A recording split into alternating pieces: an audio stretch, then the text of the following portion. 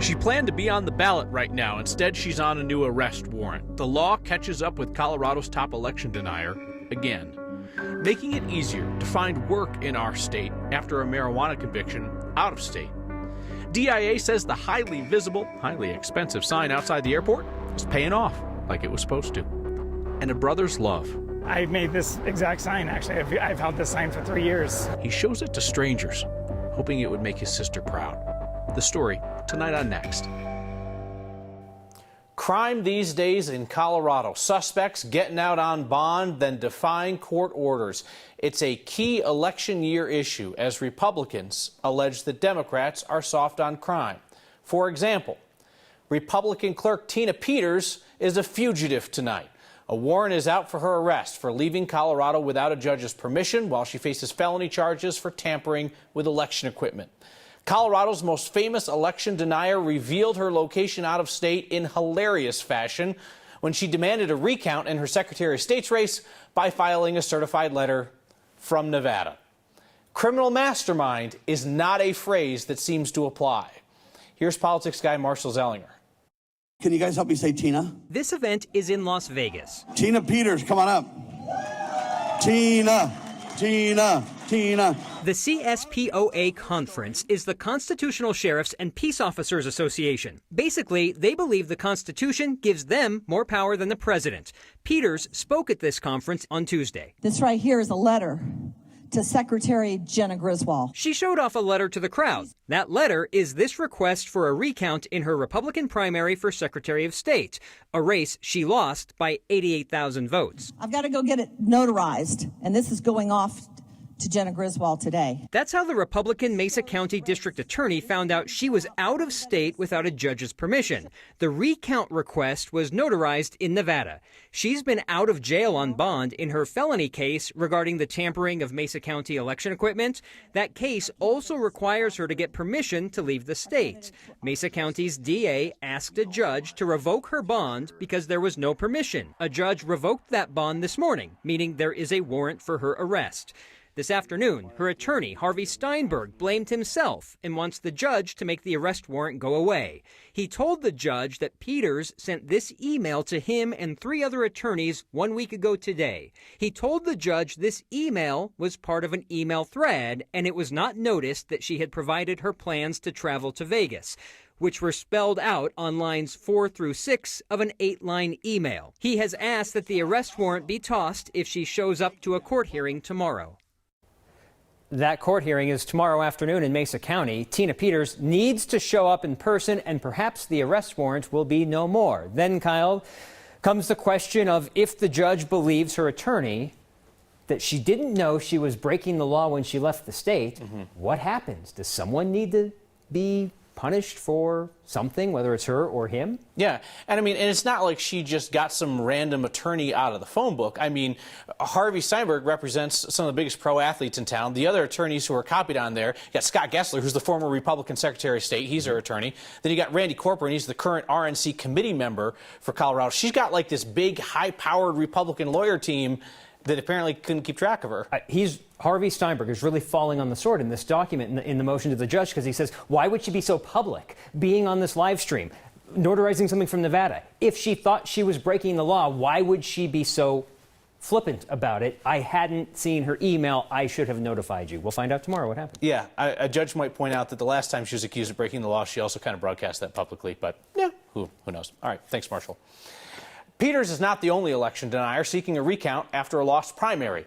Former Republican U.S. Senate candidate Ron Hanks is demanding a recount from the Secretary of State as well. Got to tell you, these races were not close. I mean, Hanks lost to Joe O'Dea in the GOP Senate primary by 56,000 votes. But both Hanks and Peters have asked the Secretary of State to estimate the cost of a recount. Neither committed to paying for one, but that's how it works unless your race is super close. If you get smoked and you want a recount, you got to pay for it yourself. An anti-gang activist who's running to be Denver's next mayor is now suing the Denver Police Department.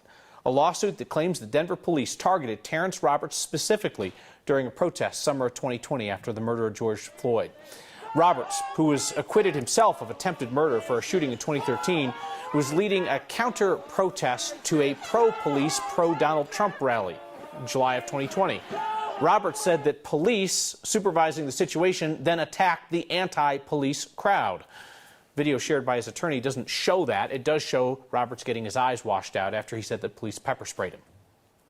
Well, I hope the Denver police start taking accountability for busting people's eyes out with projectiles, spraying us in the face with dangerous chemicals, beating us with batons. People were getting run over because the police just wanted to brutalize people in 2020. I think their frustrations were high. They had a high level of fear as well, and they took that out on the community. Roberts referencing some other cases we've reported on. The Denver City Attorney's Office says there have been at least 26 lawsuits filed against the city over what happened during the protests in May and June of 2020. They don't count Roberts' lawsuit among those because that was tied to a counter-protest. 24 of the lawsuits are still pending. One ended up with a whopping federal jury award of $14 million to a dozen people who successfully sued the city over police brutality. So the state of Colorado is trying to get more people into the workforce by promising not to consider their out-of-state marijuana convictions when people apply for professional licenses.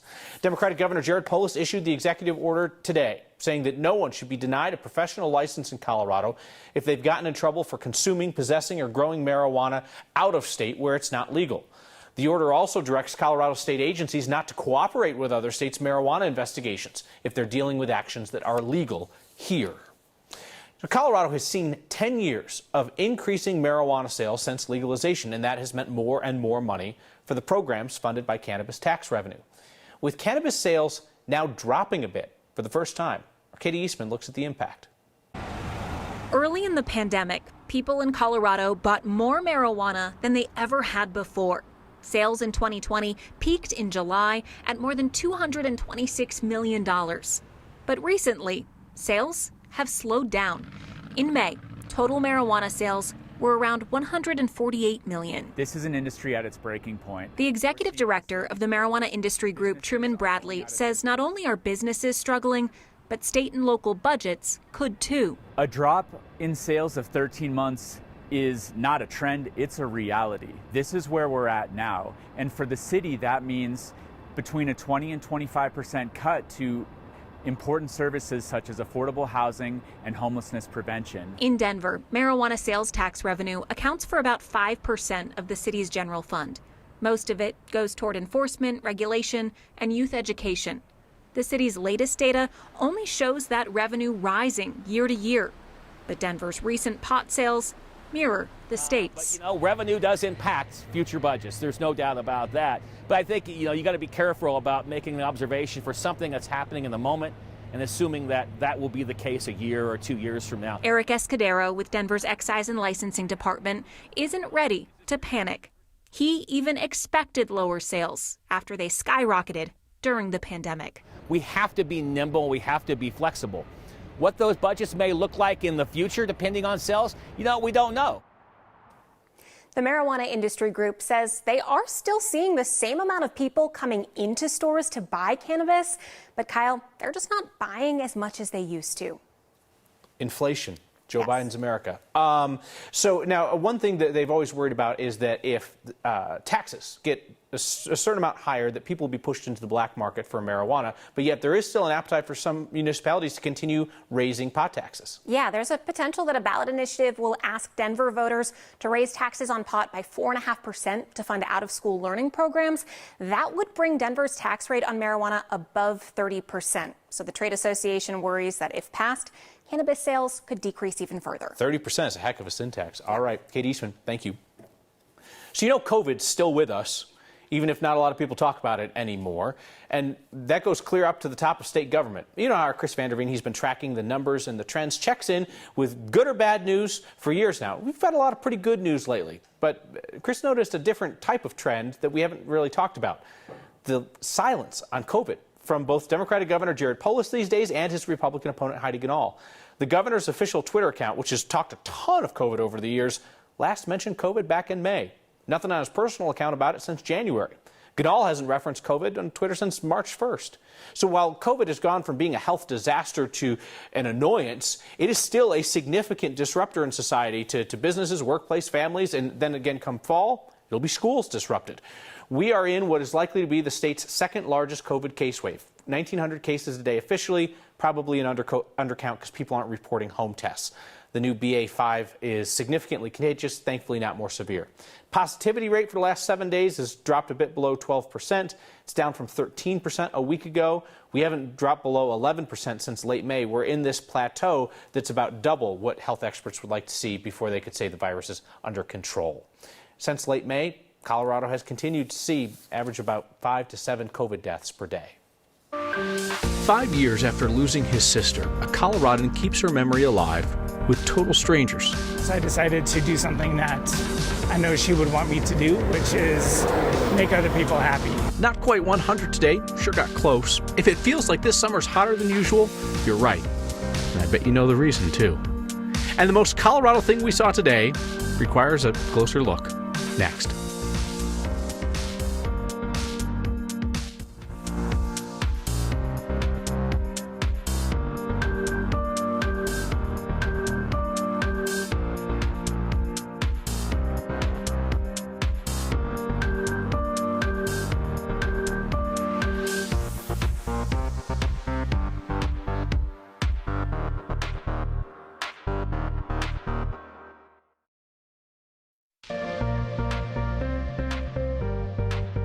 Another toasty afternoon across Colorado. This is a snapshot of the month of July here in Denver. Back-to-back 99-degree days, just 1 degree shy of the record high today, which was 100. Whew, look at the Eastern Plains out toward Nebraska and Kansas. Just brutal triple-digit heat. 90s in Eagle, upper 80s around Steamboat, and 100 in Grand Junction.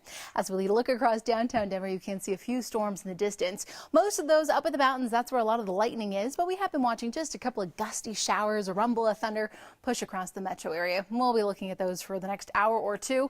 Everything scoots out, and by tomorrow morning, you're waking up to plenty of sunshine. And then we do it all over again. Temperatures a little cooler tomorrow, and we will be tracking a better chance of afternoon thunderstorms. They could even linger into the early evening as well, and it remains unsettled throughout much of tomorrow evening. Out to the western slope, we could see these slow-moving thunderstorms bringing us a lot of water in a short amount of time, so flash flood watches in place. Daytime highs return to the mid-90s here for the metro, some 60s and 70s up in the mountains, a little cooler. Our coolest day, Saturday at 93, but the triple digits are back on Monday. Z93, that's nice. So Danielle was telling you, we got a couple of chances to hit 100 again the next week. And if you're thinking to yourself, I don't remember Denver being this hot this often. You're right. Meteorologist Chris Bianchi looks at the trends. Another day, another run at 100 degrees here in Denver. Thursday's high temperatures once again getting close to the 100-degree mark. And by the way, we've already hit 100 degrees 3 times already this summer, and that's really unusual. In the last 150 years, Denver's hit 100 degrees 103 times.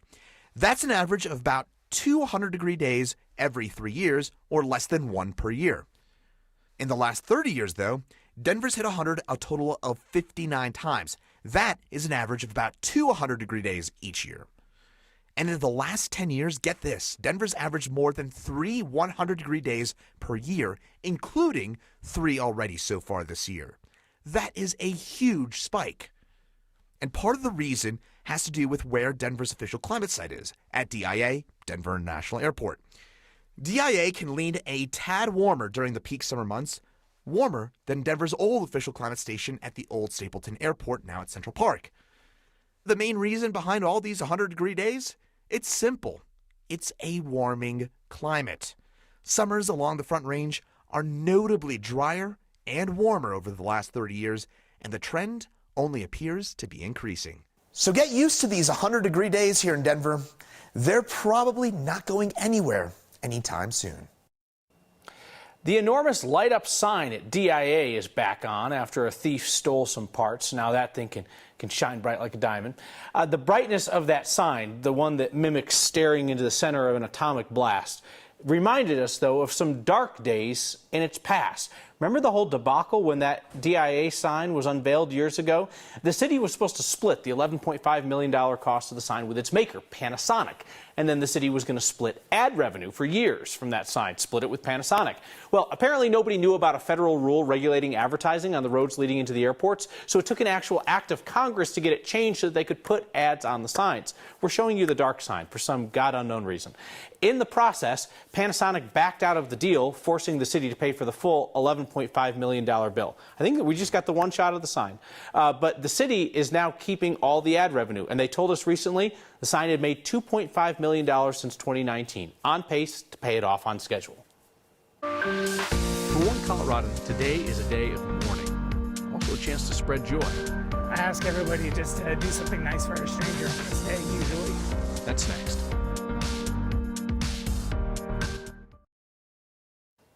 This is a day of remembrance for one Coloradan.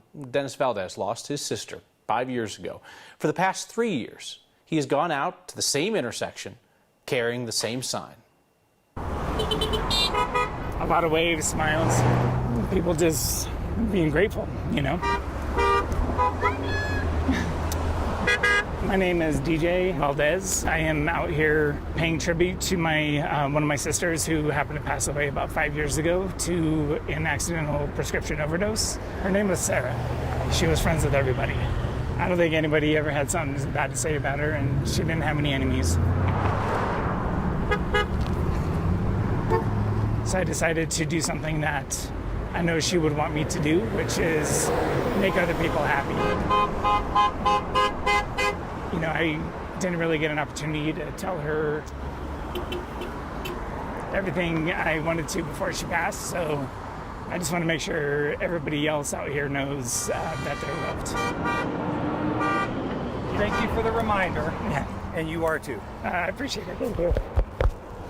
It's hot. It is. Oh, thank you so much. I greatly appreciate that. I want to just make sure people understand that before they go home, whether somebody's having a bad day, maybe somebody didn't grow up in the right household, maybe somebody feels by themselves, and I just want to make sure that they, no matter what's going on in their life, that they know there's somebody out there.